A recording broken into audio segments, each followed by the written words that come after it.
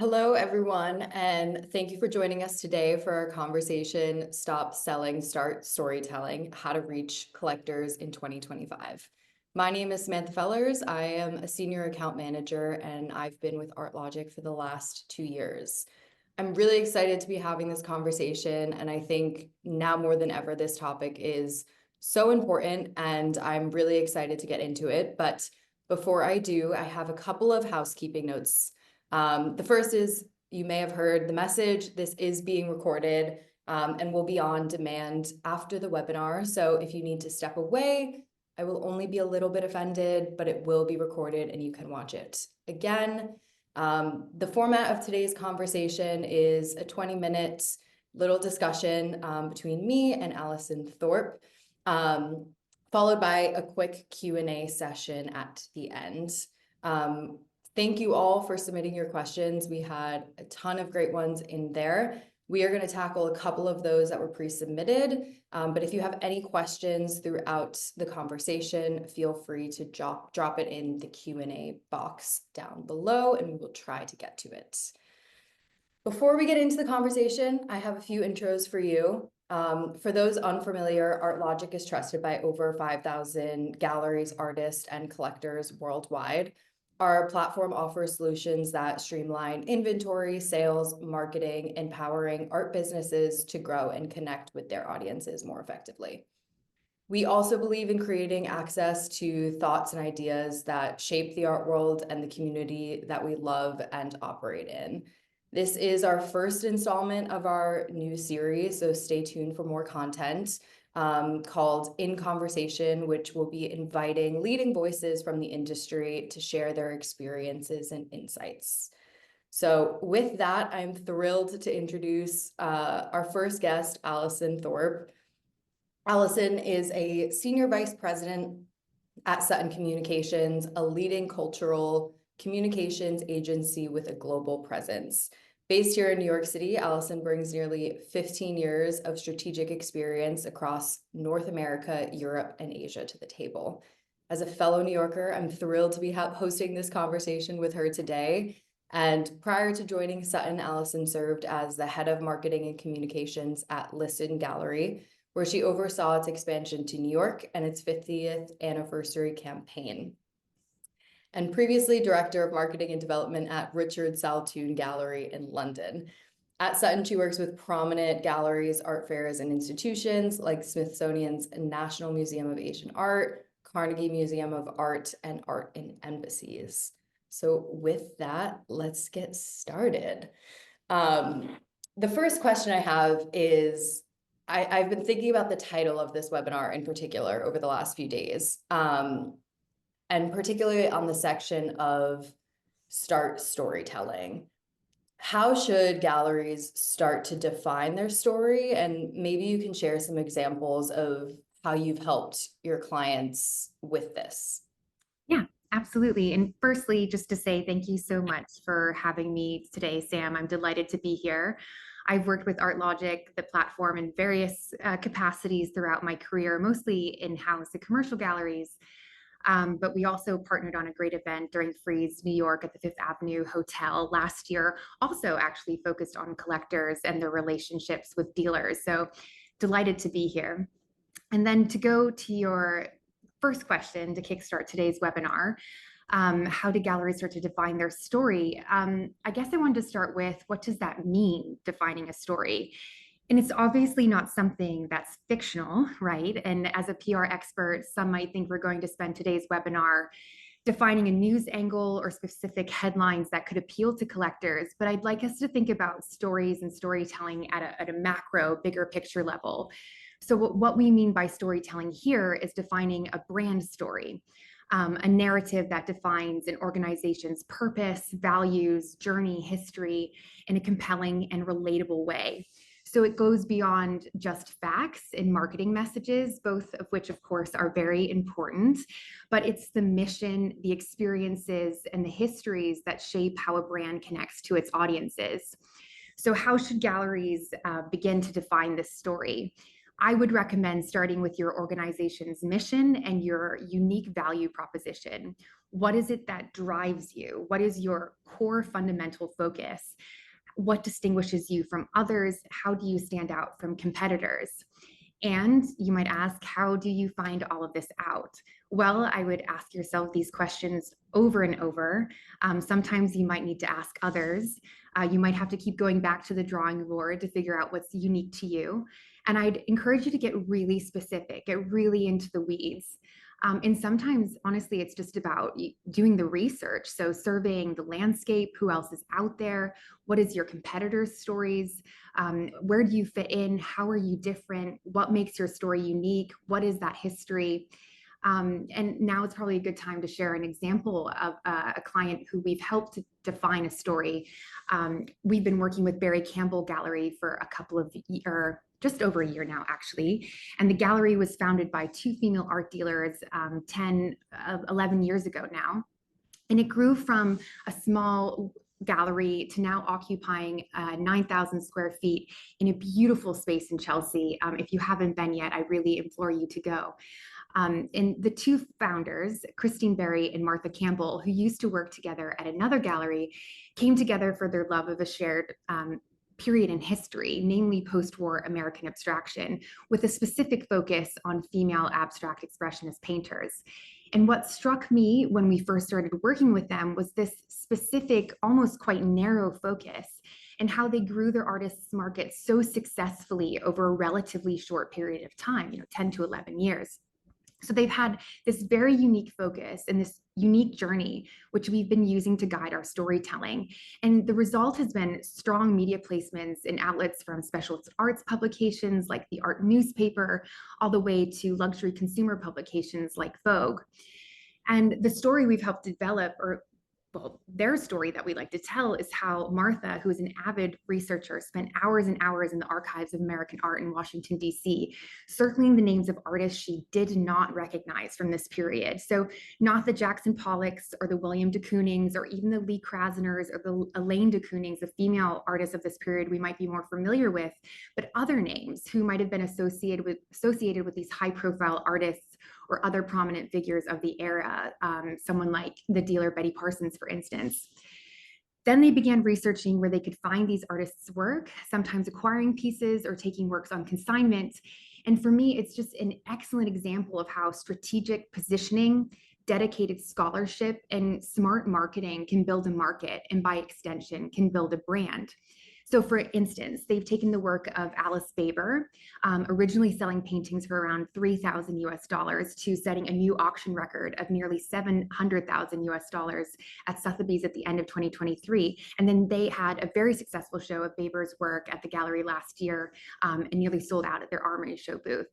And they've also notably worked to grow the market for artists like Lynn Drexler, whose estate they represent in the United States with global representation shared with White Cube, with her paintings now fetching astonishingly over $1 million.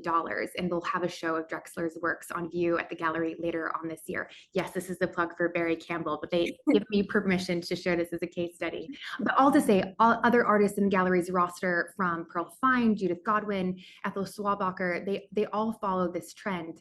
And it's a quick example, hopefully, of how we've helped a client identify the story and use that as part of their storytelling in our media outreach. But of course, an important thing to note is once the story has been told, it's old news. So we constantly have to reinvent a story or come at it from different angles. And now that we've told that story so successfully in 2024, we're now sitting down with the gallery to understand, okay, where haven't we told this story? Or what new stories or new angles do we want to push in 2025 as part of our campaign? And identify like how we come to stories in new ways. Sometimes it comes down to simply listening to what's going on around you and tapping into the cultural zeitgeist. And I think we're going to see a lot of this around the new administration in the United States. For instance, certainly with Freeze LA coming up, stories around the fair are going to necessarily focus on the local community, natural disasters, climate change, the responsibility of the art world, and our response to the local community. But how do we do this? Communicate our story whilst listening to what's around us and saying, authentic to our key message whilst not coming off as opportunistic. Authenticity is so important and crucial in storytelling, successful storytelling. So here I wanted to give another example of one of my favorite campaigns I've ever worked on with Richard Saltoun, a mid-sized gallery in London that specializes in conceptual art and conceptual photography from the 60s and 70s. I was brought on board to help with the gallery's relocation to a new space in Mayfair. It's located on Dover Street in London. Again, if no one has been, I really encourage you. Oh, it's a beautiful space. I love the shout outs. Yeah, I mean, exactly. I'm in PR. The very first thing I did, very first day, I looked at the data to understand which artists were selling, which works were selling, which mediums, at which price points, and to whom were they selling. And it became very quickly apparent that they were mostly selling work by female artists, especially female photographers, which makes sense, but selling mostly to female collectors. And this was in 2019, mind you, so right during the heart of the Me Too movement. And we subsequently developed a campaign called 100% Women, where the gallery committed to showing only female artists across everything it did, from gallery exhibitions to art fairs, to online presentations, to talks, to partnerships.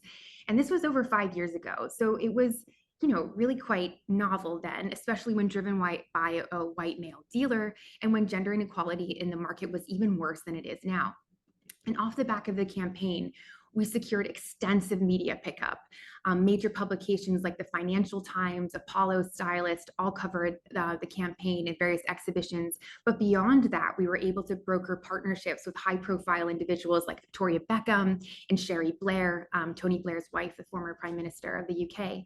And the campaign 100% Women really put the gallery on the map, and they now participate in most major art fairs and have expanded their footprint to Rome and New York and the Upper East Side.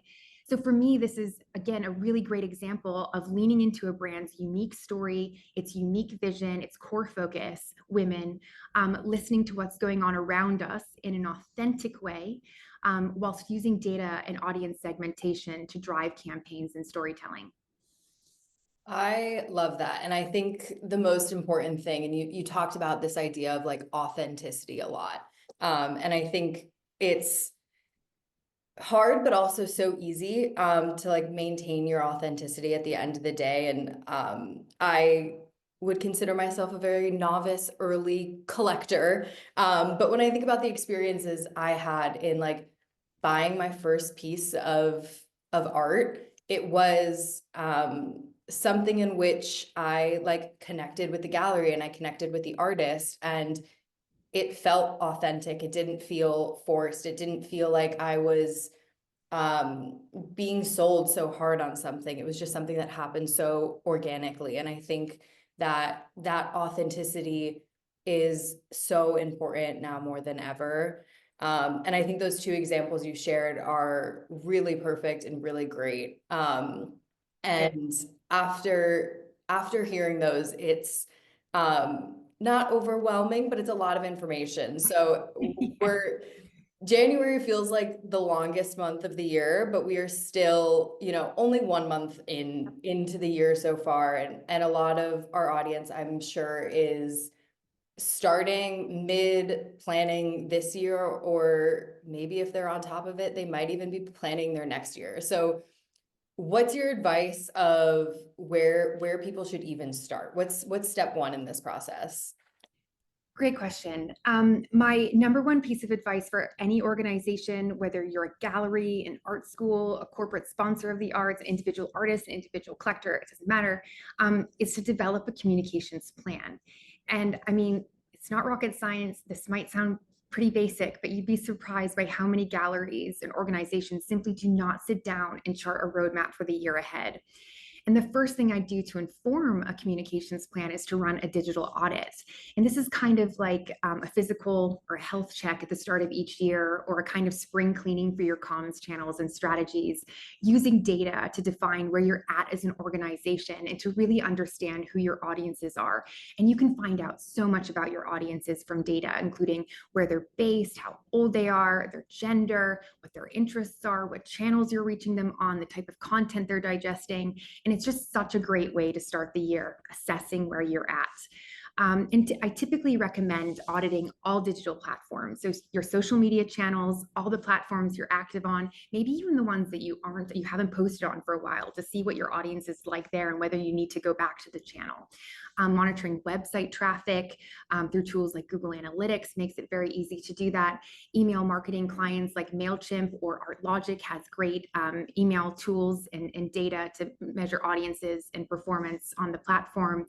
CRMs, client relationship management systems, where again, platforms like Artlogic really come in handy and help break down audience segments and behavior into digestible and actionable insights. And analyzing this data can provide really important direction for your strategy. For instance, you might find off the back of your audit, are you reaching who you think you're reaching? You might think you're reaching the wealthiest collectors in New York. Maybe you have a couple of people buy from you every year and you're like, I've got that market covered. But after your digital audit, you realize that your strongest audience is actually somewhere in Ohio. I don't know. Or maybe you realize your most engaged audience is in Dallas, for instance, instead of New York or Los Angeles. And then does it make sense strategically for you to allocate your budget to expensive art fairs in those mainstream hubs, or perhaps double down on a different market where you currently have strong infiltration? Or maybe you've decided you've maxed out your Dallas audiences, you know every single collector possible, which is not like you, but maybe you think so, and they buy from you regularly, and you want to expand your market focus. Then the strategy and the audit can help you determine how you do this through geo-targeted strategies, for instance, across social media advertising, where you can deliberately target set ad audience groups based on locations or interests. You can do the same with Google ads, paid media buys, where you pay for placement within local publications to guarantee that you're reaching these audiences. You can partner with local organizations, host exclusive events, and so on. But we always typically onboard new clients with this initial digital audit, which we use to benchmark and measure our work against throughout our collaboration. And we'll use data from our audit to inform what we call an integrated strategic roadmap, outlining strategies across all areas of communications. So yes, earned media, PR, but also strategies for storytelling across your own, shared, and paid media. Sutton was founded as a PR agency originally, and we were known for our work across media relations. But as the communications landscape has shifted, we have evolved out of necessity into a fully integrated service agency. And I always say that earned media coverage can only help you meet so many of your objectives. And we work with clients to set strategies across multiple channels, using the data from our digital audits to define strategies, and then revisiting these metrics to measure our impact and the success of our campaign. So at the start of every year, you sit down, you define or redefine your story and your mission, you reassess your digital channels, your audiences, who you're reaching, how engaged are they, how have they changed. Then it's time to start defining that communication strategy or your roadmap to tell your story across multiple platforms to grow audiences and reach your goals. And these goals could be, like I said, growing audiences. Are you trying to reach new people? Are you looking to deepen that audience engagement based on the current news cycle and what's happening around you? Again, whilst always going back to your core mission, maybe your goals are telling us a certain story this year, or angles as we'd call them. And then you determine which publications or writers might be helpful in telling these stories with them in the most thoughtful and positive and impactful ways. And then do those publications reach audiences that you want to be reaching? Maybe you need to change your target publications. And if you can't reach your publications on an earned capacity, do you need to partner with those outlets on a paid campaign to guarantee those eyeballs? Or maybe the story is better told through the words of your artists and the productions of a short video interview that can live on your website and be recycled across social media, email, and so on. So all to say, recapping, you define your story, you define your audiences, and you set your strategy based on your goals. And that will set you up for a successful year ahead. Yeah, I think it's interesting. Like, you almost have to not go backwards, but look backwards at where you're at, who's your audience, in order to move forward. And I think as there's more and more art fairs being added to the calendar every year, I imagine it feels like quite overwhelming for galleries to even know where to begin, what art fair is right for me, what city is right for me. And I love this idea of using data to get there. Let your audience, let who you have, while also taking into consideration, right, that plan that you have in place of where do I want to be.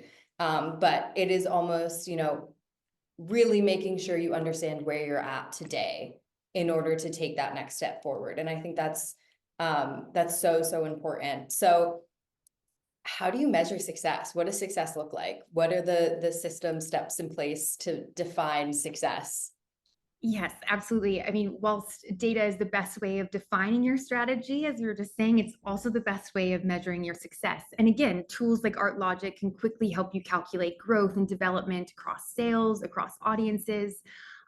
All social media platforms and email marketing clients have built-in tools at the ready to measure things like impressions, reach, open rates, and click rates, so you can monitor performance and see what's working and what's not.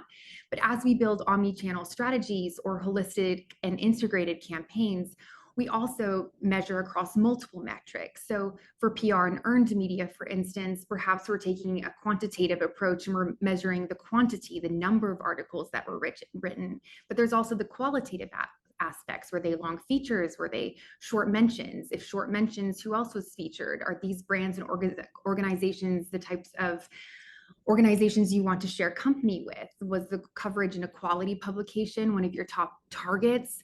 What was the overall sentiment of the article and tone of voice? Then there are more tangible measurements, like have our campaigns or tactics increased footfall? Have they driven better attendance at events? What does the quality of attendance at events look like? So for instance, you could have organized an exhibition in New York and had 1 million visitors, but if you didn't make one sale, and presumably, if you're a gallery, that presumably that's your number one goal, then your strategy is not working, and you might be targeting the wrong audience or having implemented the wrong tactics.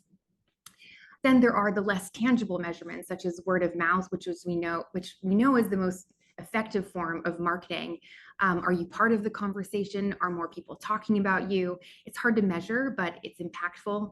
But of course, the best way of measuring success is whether you achieved the goals you set out to achieve at the start of the year when you defined that comm strategy. I think that's awesome. And I want to dive further into kind of one of the points that you made on what if it seems like your strategy isn't working? Is there a time and place to potentially pivot from the strategy that you might have set in place at the start of the year? Yes, absolutely. I mean, communications is all about constantly pivoting. It's what makes my job so much fun, but it's also what makes it quite challenging sometimes. But again, it's why you take an annual stock take of your channels, and you set those goals and you monitor progress monthly, quarterly, biannually, whenever you can. It's just so pivotal to determine maybe your strategies aren't working and you do need to change direction. Maybe the stories you're telling on social media aren't making an impact. Perhaps you have to change the language, change the visuals, change the platform. It's about constantly testing and measuring to see what's working. And honestly, it's the same with storytelling from a PR perspective. Maybe a story angle we thought would have resonance with the media just isn't landing. Maybe we need to try another writer, another publication. Maybe it's simply not the right time to tell that story. So for instance, right now we're working on a major gift announcement by a private philanthropist to a nonprofit organization on the West Coast. And the gift was pretty significant and guided by a really great cause to support female leaders in the arts. But the trades weren't biting. No one seemed interested in the story, even though we had seemingly a great story, great spokespeople, great visuals. The timeline, the deadline was a little against us. But still, no one was biting. So we pivoted the angle and positioned the story within the recent cuts to federal art funding, changes to the NEA grants, and how the cultural sector is going to rely more heavily on the private sector in today's political climate. And whilst we haven't yet found a home for this story, if there are any arts writers who are joining us today, hopefully you have my email if you're interested. But if not, my point is we took the original story, we changed it, we expanded it, and we're having much bigger conversations with higher targets. It's probably hopefully going to have a bigger impact. So it's really about listening what's going on around us, staying nimble, but also staying true to that original mission and that vision. I love that. I think the idea of staying nimble is so important. At the end of the day, art galleries are small. Most art galleries are small businesses, and that ability to stay nimble, I think, is so important. And we talked a little bit about the kind of the storytelling of the webinar, and I want to close out with my last question for you on the reaching collectors side of it. And I know we've touched a lot about it throughout the webinar, but what do you find to be the message, the storytelling that resonates the most with collectors in 2025? Yes. I mean, again, I think this comes back to the importance of knowing your audience. And here, we can understand collectors as a very broad term. Everyone can be a collector, and expanding your collector base it's a very important part of the conversation. But I think what we're alluding to here is attracting a specific sector of the market, right? Like high net worth individuals, wealthy collectors. And this is where it become a little bit trickier. The art world isn't a traditional retail industry. We can't just apply the same principles that we would to B2C or even B2B marketing. It's far more nuanced, especially when we're dealing with luxury items and luxury audiences. There's just a greater focus on exclusivity. There's a reason that brands like Rolls-Royce and Tesla, they traditionally don't advertise because they don't need to. So a gallery might not be able to reach VIP audiences through traditional storytelling across social media or press coverage. Reaching these individuals it's more intimate, it's more exclusive, it's focused more on one-to-one engagement and personalized outreach. So a strong Instagram campaign or a review in the New York Times, which we highly coveted, are not necessarily going to be the things that attract those collectors. But that's not to say that you don't need to be doing these things. You attract collectors by building a brand, and you build a brand by telling stories. And it's that intangible magnetism. That's the PR, the marketing, the communications, to build a brand reputation across multiple channels that strengthens your image. And you become a gallery that collectors actively want to buy from, and a gallery that attracts artists who the collectors want to buy. And this, to me, is a really important point. It's never about one audience segment. It's never going to be an effective strategy to just focus on collectors. You need to think about reaching artists so they want to work with you. It's about reaching museums and institutions so they buy from you and contribute to the provenance of your artist's work in their market. It's about reaching the general public, growing awareness, strengthening your reputation, and contributing to that the it factor, the cool factor that everyone's talking about. And then you map all of these audience groups and develop targeted strategies to reach all of them across several channels. Well, thank you, Allison. I have really enjoyed the conversation. I can't believe that we are at time already. So thank you. I think that was so much information packed into 20 minutes that everyone will appreciate and can walk away with a bit more information on where to start or when to pivot. And I think it's been amazing. So thank you, everybody, for joining both of us in this conversation. I think we're going to try to tackle one of the Q&As that we got. But if you are interested in exploring Artlogic, feel free to reach out to me directly. If you're interested in Sutton Communications, feel free to reach out to Allison. So the one question that I was really drawn to that was pre-submitted to us was, how do you strike the PR balance between profiling owners versus their artist roster? Yes, that's a very good question. And I think the best way to approach this question is to highlight one of the words you're using. So the balance. It's about the balance between the dealers and the artists. And the key, ultimately, is to ensure that the gallery's leadership enhances rather than overshadows the artists, whilst still maintaining that strong institutional gallery presence. It's funny that this question comes up. I was recently on a press trip with a journalist who mentioned to me how they find it odd for an in-house comms team to pitch stories around galleries' leadership. She said it was like having staff drink the Kool-Aid and serve it too. So it was an example of when a gallery might find an external PR agency useful and maybe a bit more tactful to have a third party or a middleman pitch these stories. But it's hard to tell a story of a gallery without having a spokesperson. So many dealers take an artist first approach, and rightly so, preferring to place priority on their artists. But by doing so, one might miss a really important element of a gallery's story, the owner's vision, the history of the gallery that can only come from the dealer, the gallerist, which is just as important to the brand as artists. So circling back to my original answer, it's really about striking that balance and doing a bit of both thoughtfully and strategically. Love it. Be nimble, find the balance. There you go. There you go. Perfect. Yeah. Well, thank you so much. I know we couldn't get to a lot of questions, so feel free to reach out to us. If you have any other questions, send them our way. And thank you again, Allison. It was really lovely getting to chat with you. Yeah, it was great. Thank you so much for having me, Sam, and the rest of the Artlogic team. Thank you.